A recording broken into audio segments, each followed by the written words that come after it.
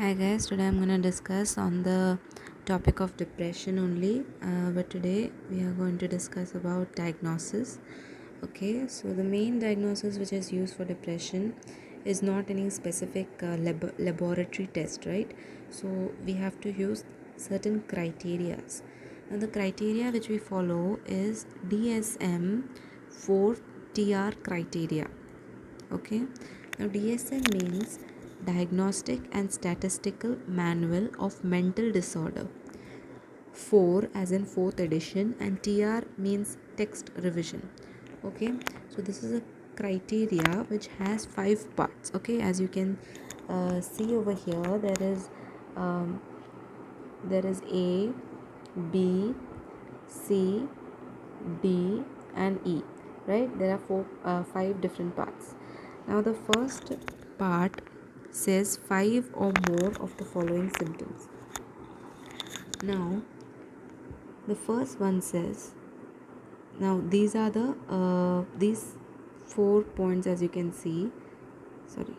Okay, these 4 points which you can see, it should follow this. Okay, now these are the symptoms, these 9 are the symptoms, but before that we have to just read these 4 points, that is same symptoms during 2 week or longer period. So there should be same symptoms, these 9 same symptoms should be there, it should be present for a period of 2 weeks or longer. Okay, then there should be change from previous functioning.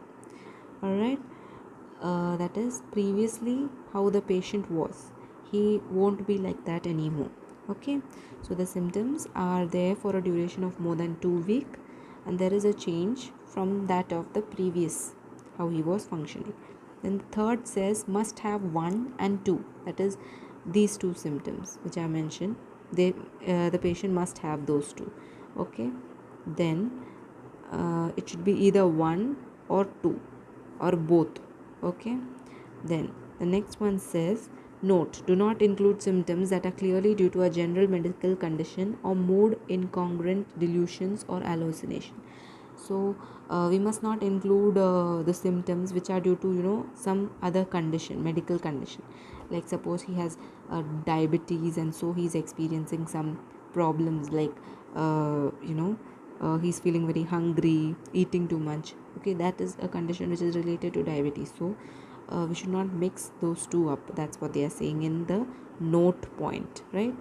Next, let's go towards the symptoms. First one says depressed mood. Okay, depressed mood, it can be irritable mood in children and adolescents. So patient must experience a depressed mood. As the previous 4 points says, it should be more than 2 week long, it should lead to a change in the previous functioning, and it should not be due to any other disease. Okay, so that is what the first one explains. Now the second one says marked diminished interest or pleasure in all or almost all activities most of the day, nearly every day. So no interest. First one said depressed mood, no interest. Second, third one says eating too much or too little every day. Okay, so either patient is all the time eating or patient is not eating at all.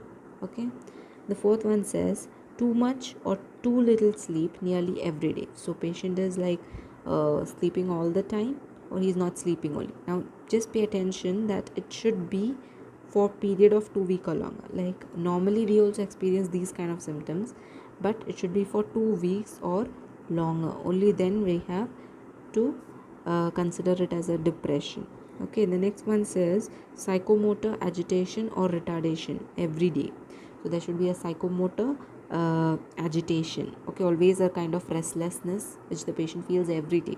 Okay, this symptoms we also may experience, but it's not like so severe for us, right? But for depressed patients, they every day feel these symptoms. Okay, the next one says feeling of fatigue or loss of energy nearly every day. Okay, so they don't feel like doing anything. Okay, they always feel like they are losing energy. Okay, they have lost all sort of energy to do anything. Next it says feeling of worthlessness or excessive or inappropriate guilt nearly every day. So they always experience this guilt, and they feel worthless, as if they have no value, they feel like that, and that too every day. So that is a problem, right? Now if someone is feeling worthless, obviously they won't interact socially. Okay, just keep that point in mind. They won't interact with other people. Okay, because in their mind they're always like, oh, I'm worthless, right? So, and they're always feeling guilty. Okay. Okay. The next point says they are not able to concentrate, think, diminished ability. The last one says recurrent thoughts of death and suicide. So always the patient is like thinking of dying or suicide, committing suicide, right? Ideation as in ideas. Always the person is having suicidal ideas. So I hope the first 9 points are clear. Okay. Uh, First of all, the patient will have a depressed mood, no pleasure in doing anything. Then the patient will be eating too much or too little sleep every day, right? Or too much sleep. Then there will be always agitation, there will be fatigue, there will be worthlessness, unable to think, and death and suicide. Okay, thoughts. So those are the thoughts which the patient experiences. Now let's go to the B part. B says the symptom do not meet for criteria for mixed episode. So it is not something else. Okay, it should not, those symptoms should not meet the criteria for mixed episode. Okay. C says the symptoms cause clinically significant distress and impairment in social, occupational, and other important areas of functioning. Now, as I said before, these 9 symptoms, even we also experience this sometime or the other, right? But what happens for depressed patients is they cause impairment. It causes impairment in social, occupation, and important areas of functioning. Like I said earlier, socially the patient always feels worthless, so he is not able to interact socially. Okay, occupational as in job, in his area of job he is not able to give the proper results because he is always having that distress because of these symptoms. Okay, all right. So the next one is other important areas of functioning. Okay, so the symptoms are these 5 or more symptoms will be there. First of all, first part says. Then the second part says mixed episode criteria it should not meet. The third part says the symptoms cause distress or impairment in social and occupational and other important areas of functioning. Okay. Then next one, D part says the symptoms are not due to direct physiological effects of the substance. Okay, sometimes when you abuse a drug or a medication, when you use a medication or a drug abuse is there, that time we experience certain effects which can be similar to these symptoms. Okay, but it should not be that in case of depression. So we should make sure that it is not because of this. Okay, then it says or a general medical condition like hypothyroidism. If you have watched my video on pathophysiology, I have explained the link between a thyroid deficiency and depression, right? That if there is thyroid deficiency, there is a chance for depression. Okay. So it should not be because of this drug abuse, because of a medication, or because of any other medical condition. All right. The last part says the symptoms are not better accounted for by bereavement. Bereavement means loss or death of a family member or any loved one. Okay, either unexpectedly, or maybe knowing, like they were expecting it, but still the patient goes into depression. So because of that bereavement, then the symptom persists for longer than 2 months or are characterized by marked functional impairment, morbid preoccupation. Okay, morbid preoccupation with worthlessness, right? Like I said over here also worthlessness was mentioned. Okay, so there is bereavement, the symptoms are not accounted, so it should not be because of this loss, that is loss of a loved one. Symptoms persist for longer than 2 months or are characterized by marked functional impairment. Okay, then morbid preoccupation with worthlessness.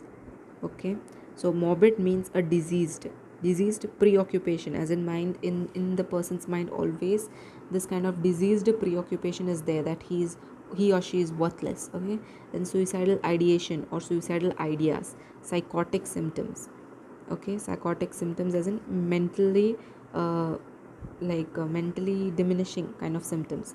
Okay, psychotic symptoms like laughing at unnecessary things or crying unnecessarily, those kind of psychotic symptoms. Okay, then psychomotor retardation is, what is psychomotor retardation? Okay, the patient is not able to think properly, he's not able to speak properly, he's not able to what do you say, do any of the cognitive functions properly. That is what meant by psychomotor retardation. Okay, so slowly everything is coming down for the patient in the psychomotor area. All right, psychologically you can say. Now there are 5 points. I will just do a recap once more. There are 5 or more of this following symptoms, 9 symptoms. If there are 5 or more of this, then there is a there that is a uh, point that yes, maybe the patient is suffering from depression. Okay, then the second one says it should be different from this mixed episode. Third one says it should be it if it affects the social, occupational and important area functioning, then it is depression. The fourth point says the symptoms should not be because of drugs or because of drug abuse or medicines or because of any medical condition. Okay, the last one says they cannot be accounted for, those symptoms cannot be accounted for by bereavement or loss of a dear one.